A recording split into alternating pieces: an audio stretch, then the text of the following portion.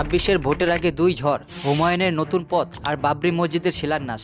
2026-এর বিধানসভা ভোটের ঠিক আগেই পশ্চিমবঙ্গের রাজনীতি যেন দাঁড়িয়ে আছে এক ক্রস রোডে। গত কয়েক মাস ধরে তৃণমূলের সঙ্গে জনপ্রিয় নেতা হুমায়ুনের দূরত্ব শুধু বাড়ছেই। যা শুরু হয়েছিল কিছু মতভেদের দিয়ে, এখন তা পরিণত হয়েছে এক প্রকাশ্য অস্বস্তিতে। তৃণমূলের অন্দরে কেউ বলছেন দলের নীতি থেকে বিচ্যুতি, আবার কেউ বলছে হুমায়ুনের জনপ্রিয়তা নিয়ে অভ্যন্তরীণ চাপে এই দূরত্বের মূল। ঠিক এমন সময় হুমায়ুন নিজের রাজনৈতিক ভবিষ্যৎ নিয়ে বড় সিদ্ধান্ত নিলেন। তিনি ঘোষণা করেছেন 22শে ডিসেম্বর তিনি তার নিজের নতুন রাজনৈতিক দল গঠন করছেন।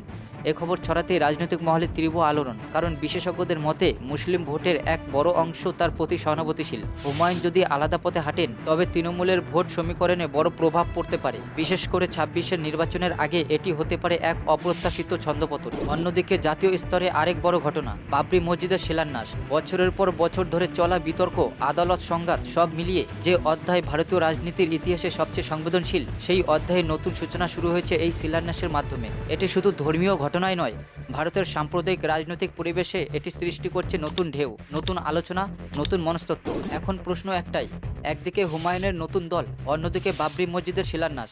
এই দুই বিস্ফোরক অধ্যায় কি একসঙ্গে মিলে মুসলিম ভোট বাক্সে বড় স্মরণ ঘটাবে? তৃণমূল কি এই দূরত্ব সামলে উঠতে পারবে, নাকি 26-এর ভোটে এই ঘটনাগুলিই হয়ে উঠবে গেম চেঞ্জার? সময় বলবে কি দাঁড়াচ্ছে সামনে। তবে একটা জিনিস স্পষ্ট, বঙ্গের রাজনীতি আর ভারতের রাজনীতিক আবহ উভয়ই প্রবেশ করছে এক নতুন টার্নিং পয়েন্টে।